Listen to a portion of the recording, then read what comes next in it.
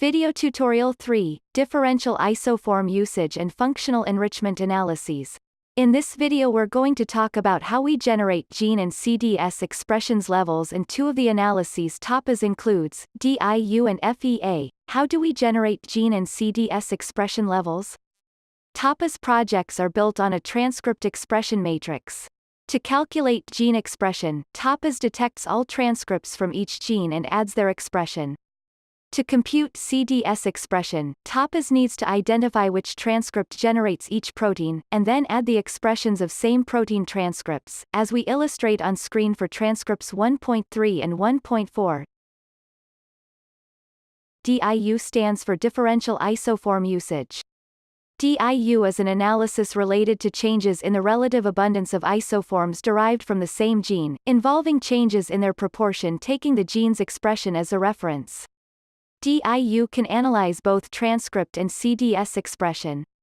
The type of statistic method used depends on whether your experiment is a case control or a time course series, as you can see. This analysis just works for multi-isoform genes. In this kind of analysis we have two extra columns that give us important information. These are the major isoform switching and the total usage change columns. The first one indicates whether the major isoform is switching with another in at least one group or time point. We consider the major isoform to be the isoform with the highest expression, considering the sum of all groups or time points.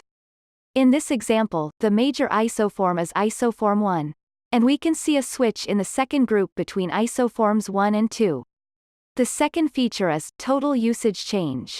This is a measure of the magnitude in the redistribution of expression between isoforms across each pair of conditions considered. And it is calculated based on the sum of the differences in the expression level proportions in absolute value between each isoform of the gene for each group or conditions. The second analysis that we will describe is the functional enrichment analysis. FEA can be run for our three different kinds of data, genes, transcripts and CDS. You can either select a test list or a background list. In both cases, you can select the lists provided by tappAS, or use your own. Regarding the different parameters users can change, particularly relevant are the annotation features that are going to be tested. For each enrichment analysis, several features can be selected, as long as they belong to the same source. In addition, 3 different statistical tests can be applied, and there is an extra option in case you want to include items without the selected features in the background list. For example, a large number of genes may have no go term annotated. If this option is set to no, those genes will be ignored in the calculation of p-values, default behavior. If this option is set to yes, then these genes will count towards the total number of genes outside the category being tested. Let's get started. To begin, we have loaded our case control project, as we saw in last tutorial. As usual, we would like to remind you that all data has been generated randomly for these tutorials. To run an analysis, we have to focus on the top menu.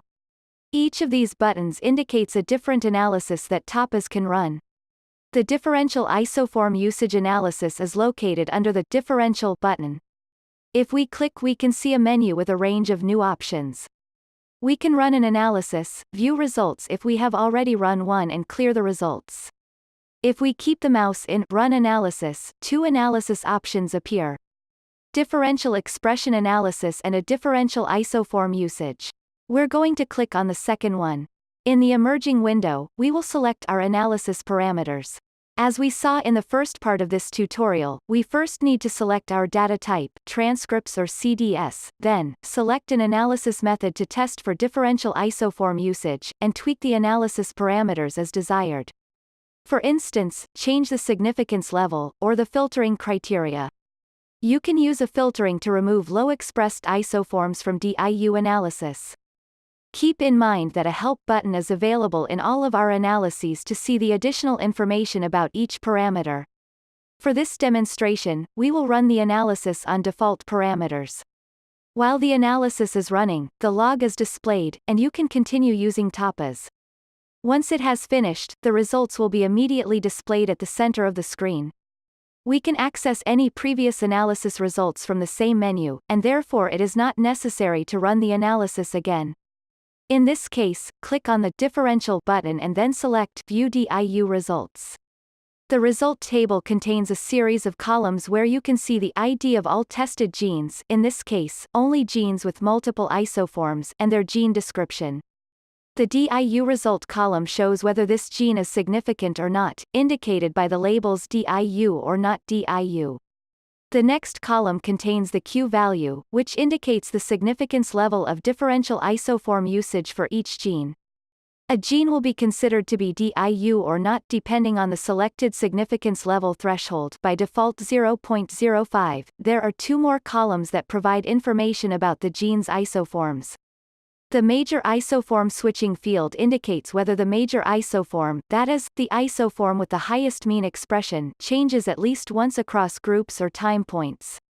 For example, let's select the ABCB7 gene and access its expression chart. First, access gene data visualization. The first subtab is transcript information, but we can access its expression chart by clicking on the plus icon. Here we can see how the red transcript is the major isoform, given that the sum of both expression groups is greater than for all the other transcripts. As the analysis indicated, this gene has a major isoform switch because the blue isoform has higher expression than the major isoform in the C2 group. In addition, we can see that the blue isoform has a dotted line instead of a solid line. This is the way tappAS indicates that this isoform does not produce a protein. Let's come back to the analysis results, and look at the total usage change field. As we said in the slides, this measure indicates the magnitude of the expression change between isoforms across each pair of conditions. The higher the values, the more abrupt is the differential isoform usage, which can be easily seen in the isoform expression charts. In case you want to add more information to the results table, click on the plus icon on the right-hand side of the screen. For instance, you can include the number of isoforms for each gene. What are the data visualization options for the DIU analysis? Find the data visualization icon on the left-hand side panel, and click. This new subtab shows you the number of genes found to be DIU and not DIU, as well as a gene summary of the DIU results. In this graph, each dot represents a gene in the DIU analysis. The dot color reflects whether the gene has major switching or not, while the full and empty shapes indicate DIU and not DIU genes, respectively. The axes represent the log fold change versus the total usage change. The top 5 genes ranked by total usage change are labeled. Now we will move on to running a functional enrichment analysis in tappAS. Enrichment analyses aim to identify significantly enriched features within a test list of genes, transcripts or CDS, in comparison to a background list. This analysis is located under the Enrichment button. Click on Run Analysis and then select Functional Enrichment Analysis. In the emerging window, we will set a name for our analysis. Users may want to run many different functional enrichments with the same parameters, but different annotation features, and you can use this option to name each one differently. Since we are interested in studying the Go terms, we will name the analysis as DIU Gene Go, and select Genes. We added the DIU prefix because we will use the DIU genes as our test list. Click on the Test List button to see all the test lists that tappAS can provide. Notice here that tappAS also allows you to upload your own test list. As background, we will select All Genes instead of genes with multiple isoforms, but it is also possible to upload your own background list. It is important to note that in the Annotation Features section users may select only one source, but more than one of its features. For this tutorial, we are going to select gene ontology as our source, and leave the rest of the parameters as default.